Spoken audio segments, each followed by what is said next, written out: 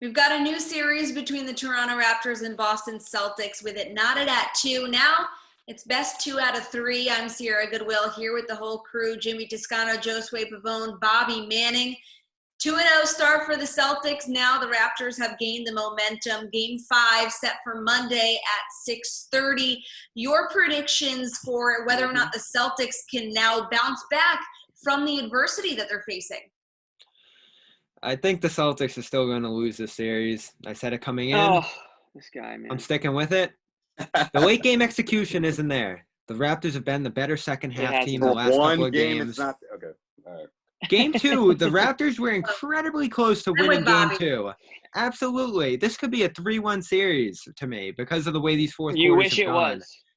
No, listen, to be 100% clear, I want the Celtics in the East Finals because I don't want to watch Miami-Toronto. That's not interesting to me. But the Celtics are in a bad spot right now. You guys have to contend that. They've lost momentum.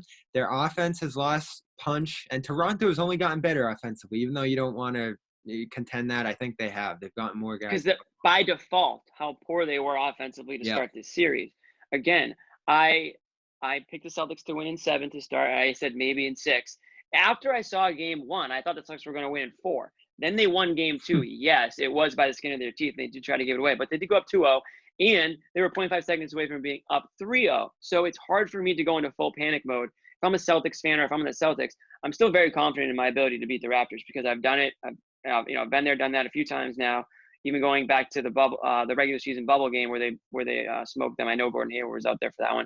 But the point I'm trying to make is they need to play their game, right? They can't beat themselves, which I feel that's what they've done over the last 2 games. If they play their game and if Kemba Walker can lead the way and he can be the leader that he is and get his guys going early, and Jaylen Brown can compartmentalize and get whatever happened in Game 4 out of his head so he's not pressing in Game 5, I think the Celtics can take Game 5 and can eventually win the series.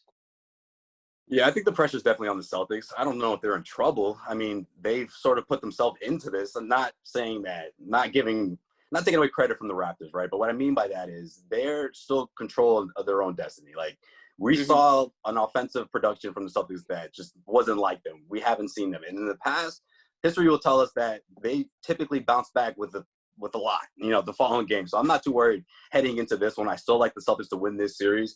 But, after Game 2 or during the post-game show, I was talking to Jimmy and Bobby. I'm telling you guys, I'm like, listen, the Toronto Raptors, they're looking better and better after every game. Yep. Yeah, those 2 losses happened, but they were sort of in it. One play here, one play there, things could have gone differently. Say it with me. No more blowouts. There's not going to be any more.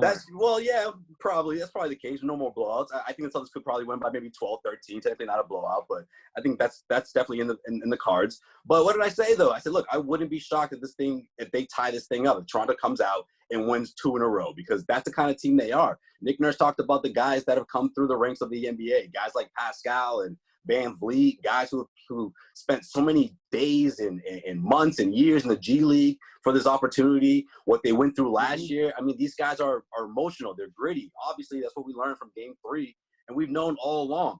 Can that kind of grit and that sort of tenacity win an entire series? I don't believe that. I think it comes down to talent. The Celtics are flat out the better team. They have more talent. They have 3 20-plus point scorers. They have 3 guys that can control the game and take over whenever – if they have to.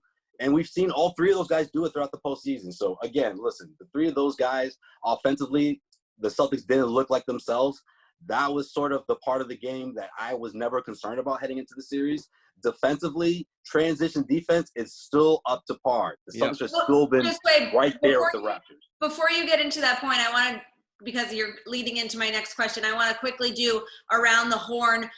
One key to a Celtics win in Game 5, I'm sure transition defense, keeping it up to par is huge. But quickly, all of you guys, one key to a Celtics win in Game 5. Josue, we can start with you. Offensive rebounding, limit those. They're going to get those boards. That's what they do. They're one of the better offensive teams in the league. But limit those and limit the second chance points. That's a big one. Marcus Smart, it will be the reason they win or lose this series. He's the Hayward. He's taking those shots off the kickouts, and he's done a bad job with it the last 2 games. And now he's turned the ball over 5 and 6 times, respectively.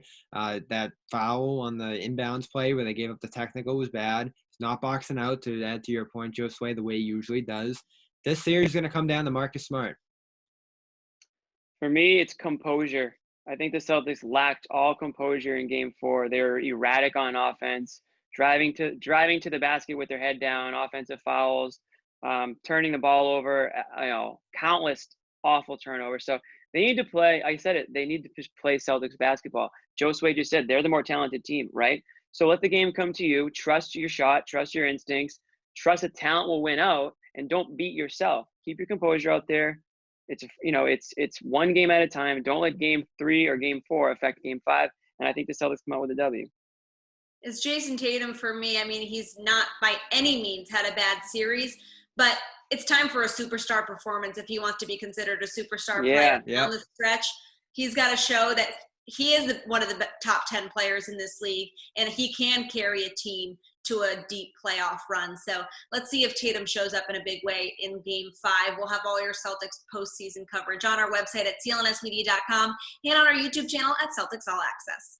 The Garden Report is brought to you by Manscaped. Get 20% off and free shipping with the code MAXWELL20 at manscaped.com. Take your grooming game to the next level.